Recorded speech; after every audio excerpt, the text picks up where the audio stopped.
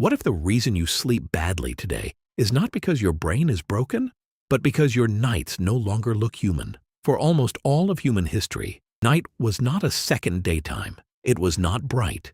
It was not full of notifications. It was not designed to keep you awake for one more video, one more message, one more tiny hit of stimulation. Night was dark, quiet, slow, and your brain was built inside that world. When you lie in bed today, exhausted, staring at the ceiling, wondering why your body refuses to shut down, maybe the problem is not that you forgot how to sleep. Maybe the modern world forgot how night is supposed to work. A lot of people ask this after the ancient sleep video. If our ancestors slept so differently, can we use any of that today? The answer is yes, but not by copying ancient life perfectly. You do not need to sleep in a cave. You do not need to throw away your mattress. You do not need to wake up at midnight and guard the camp from wolves. The real lesson is simpler. Ancient humans did not have better sleep because they were magical. They had clearer sleep signals. Their days told the body, be awake. Their nights told the body, slow down. And the space between those two messages was much cleaner than it is now. Modern sleep advice often sounds complicated. Track this. Optimize that. Buy this. Measure every minute. But ancient sleep was not optimized. It was synchronized. Synchronized with light, synchronized with darkness, synchronized with temperature, synchronized with boredom, synchronized with the people around them. So if we want to apply ancient sleep today, we do not need to become ancient. We need to bring back the signals. Start with the strongest one, light. Your brain has a biological clock that helps decide when you feel alert and when you feel sleepy. One of the strongest things that sets that clock is light. Morning light tells your body the day has started. Evening darkness tells your body the day is ending. That sounds obvious, but modern life has scrambled it. Many people wake up indoors, work indoors, eat indoors, exercise indoors, and then at night sit under bright lights, staring into glowing rectangles. To the ancient brain inside your skull, this is confusing. The morning is too dim, the night is too bright. So the first ancient sleep rule is this: win the morning. As soon as you reasonably can, get near natural outdoor light.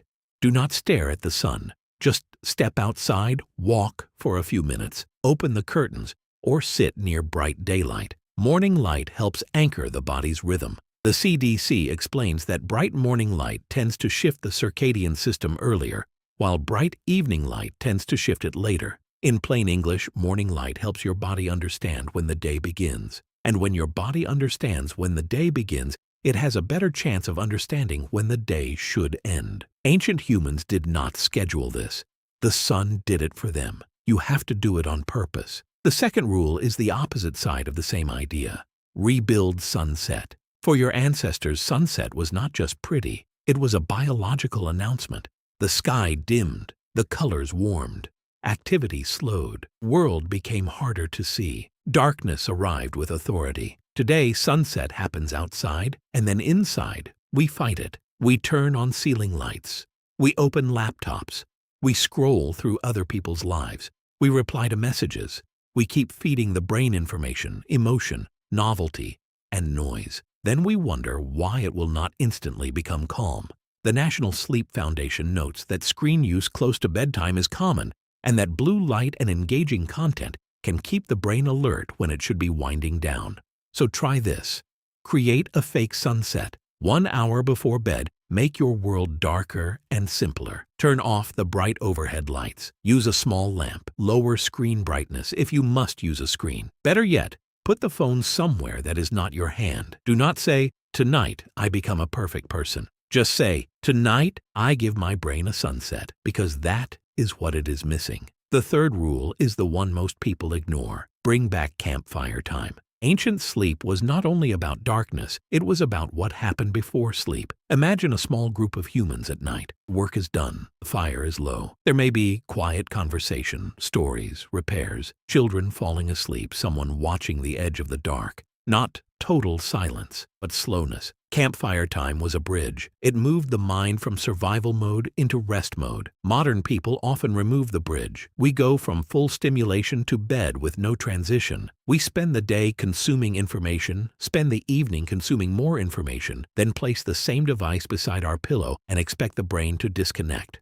That is not a bedtime routine. That is bringing the entire village into bed with you. So create your own campfire time. It can be reading a real book, stretching, journaling, talking quietly, sitting outside, taking a warm shower, writing down the thing you keep worrying about so your brain does not have to hold it all night. The activity matters less than the signal. The signal is, nothing urgent is happening now.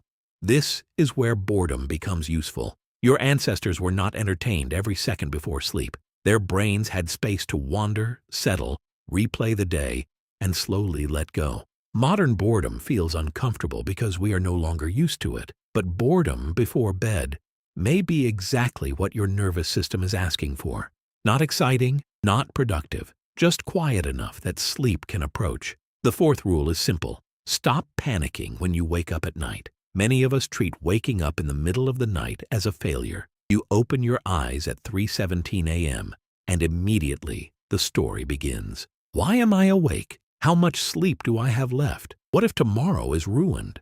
Now you are not just awake. You are awake and stressed about being awake. But historically, sleep was not always imagined as one perfect, unbroken block. Historian A. Roger Ekirch documented evidence of first sleep and second sleep in many pre-industrial societies. Though this pattern was not universal everywhere, the lesson is not that everyone should force themselves into 2 sleeps. The lesson is that a brief nighttime awakening does not have to become an emergency. If you wake up, keep the environment boring. Do not check your phone. Do not turn on bright lights. Do not start solving your life. Do not ask the internet why you are awake. Stay in the dark. Breathe slowly. If needed, get up briefly and do something dull in low light, then return to bed. Ancient humans had dark awakenings.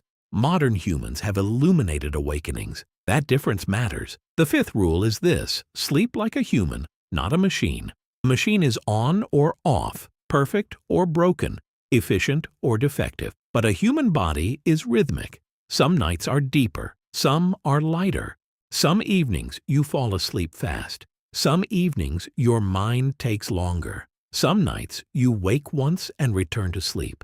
That does not mean nothing matters. Adults generally need around 7 to 9 hours of sleep, according to the National Sleep Foundation, and a dark, quiet, cool room can support better sleep quality. But ancient sleep reminds us not to turn sleep into a performance. The goal is not to obsess over every minute. The goal is to create conditions where sleep is more likely to happen naturally. Try the ancient sleep experiment for 3 nights. First, get morning light as early as your schedule allows. Second, create a fake sunset 1 hour before bed. Dim the lights. Reduce screens. Make the room feel like night. Third, replace the final scroll with campfire time. Something slow, something quiet, something that does not demand your attention like a tiny glowing emergency. Then notice what happens. Maybe you fall asleep faster. Maybe the first night feels boring and strange.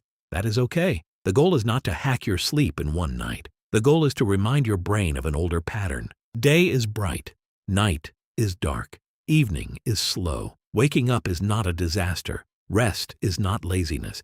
And sleep is not something you force. It is something you allow. Your ancestors did not have perfect lives. They faced danger, hunger, discomfort, and uncertainty we can barely imagine. But they lived under skies that told the truth. Morning looked like morning. Night looked like night. Today, the world will not give that rhythm back to you automatically. You have to build a small version of it. Not a cave, not a camp, not the past, just a brighter morning, a darker evening, and a little quiet space between you and the noise. So tonight, ask yourself one question. Before you blame your brain for not sleeping, did you actually give it a night?